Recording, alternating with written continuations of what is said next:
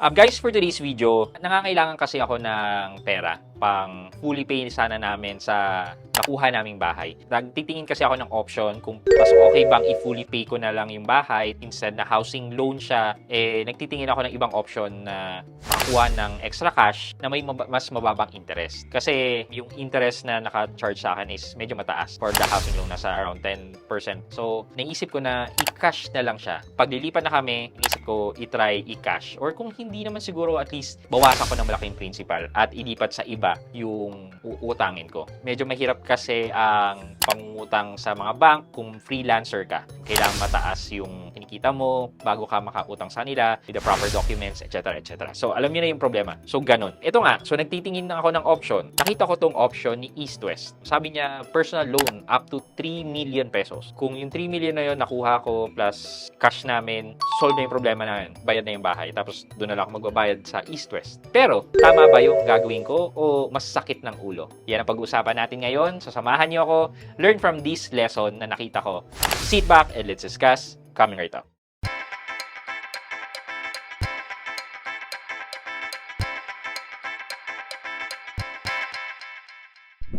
Hi guys, this is Pat and you're in Pat Quintos Review TV. So if you're new here, my channel, I do reviews about personal finance na meron akong experience or meron na akong knowledge na ginawa ko na ng videos and playlist na makita nyo dito sa taas. At kung bago ka dito sa channel ko, you may want to consider subscribing to my channel.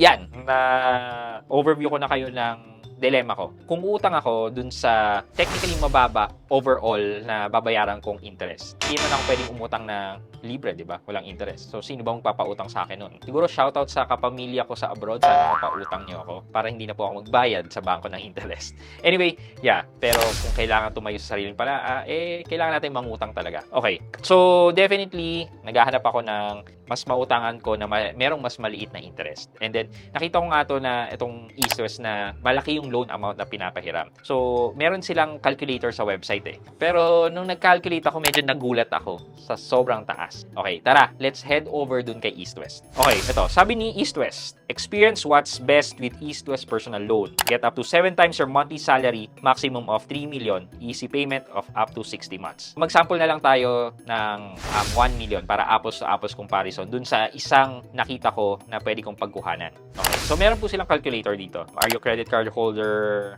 or bank loan account holder for at least 9 months?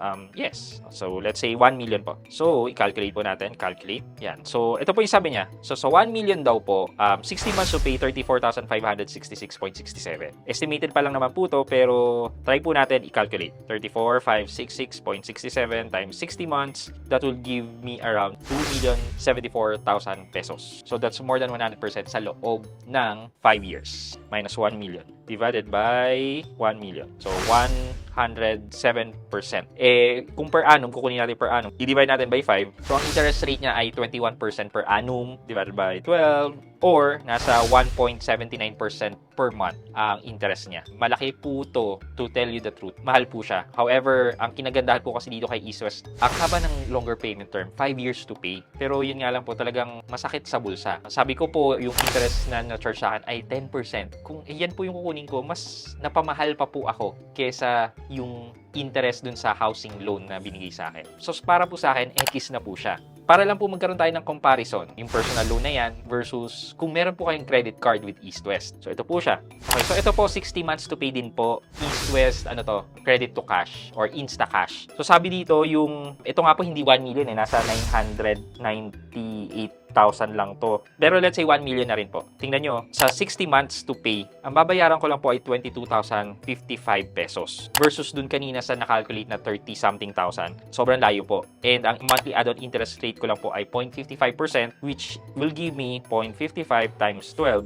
Nasa 6.6%. Kung titingnan po natin, mas okay po sa akin na mag-credit to cash na lang kesa mag-personal loan. So, kung ang charge po sa akin ay 10% for the housing loan, tapos ito pong credit card ay nasa 6.6, di hamak na mas mura po dito sa credit to cash. Ang problema nga lang po, hindi naman ganun kataasan ng credit limit ko. Mataas po ang credit limit ko, 1 million, pero hindi po sapat to cover everything ng pag-purchase namin ng bahay. So, yan plus cash, kulang pa rin po. So, yeah, kailangan ko pa pong maghanap ng iba. And ang nakikita ko po talagang option for us dahil matataas po yung interest. Ang pinakamababang interest na nakikita ko ay mga credit to cash option. So, may ibang pa akong credit card na medyo matataas ang credit line na kayang sumuporta na magkaroon ng cash na mas mababa pa sa 10%.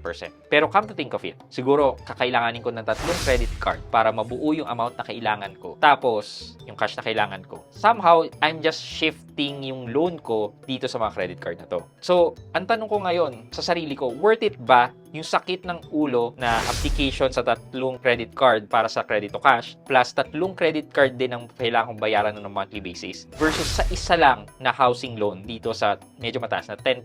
So, okay ba yun? O ito? Hindi ko rin talaga alam. Pero, merong strength and weaknesses. May advantage at disadvantage. Ang advantage is makakatipid ka talaga. Mas mura. Ang disadvantage naman is marami kang ima-manage. Marami kang pagkakautangan. Another thing na gusto ko na advantage na gagawin kong yan is that fully pay ko na, ibig sabihin lang noon is hindi na ma-elite yung bahay. Agad. Bakit agad? Kasi if mag-default ka naman dito sa mga credit card mo, pwede nilang habulin, di ba? Pwede silang mag-file ng small claims or whatever. Or pwede nilang habulin yung ari-arian ko na nakapangalan sa akin. Thus, ganun din, pwede ring mawala. Pero siguro sa tingin ko mas matagal yung process na yon versus dun sa housing loan na 10%.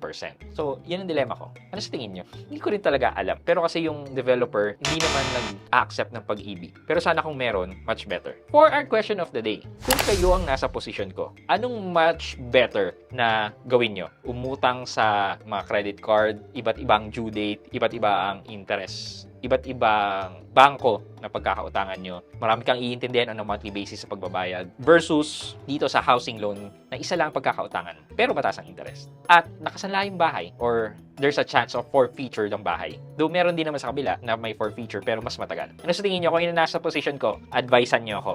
Let me know sa comment section sa baba at may chance kayong manalo ng 1,000 pesos sa ating weekly GCash giveaway and syempre sa ating cellphone giveaway for the month of August. Yun lamang po for today's video, but before we end this video, mag-shoutout po muna tayo at shoutout kay Albert Mariano at Albert Mariano 4060. Sabi niya, God bless Sir Pat. I hope na isa po ako sa mapili mo po. Always watching. Shoutout po sa inyo, Albert Mariano. However po, please note po na for you to win our weekly GCash giveaway at ang cellphone giveaway, kailangan nyo po sagutin ang ating question of the day. So, comment na po sa ating mga question of the day para sa chance yung manalo ng giveaways natin. Yun lamang po. I hope you like this video. Leave a thumbs up, and if not, wala nang problema dyan, but continue to support me by subscribing to my channel by clicking the subscribe button and also the bell button sa tabing subscribe para makareceive kayo ng latest notification sa lahat ng upload ko.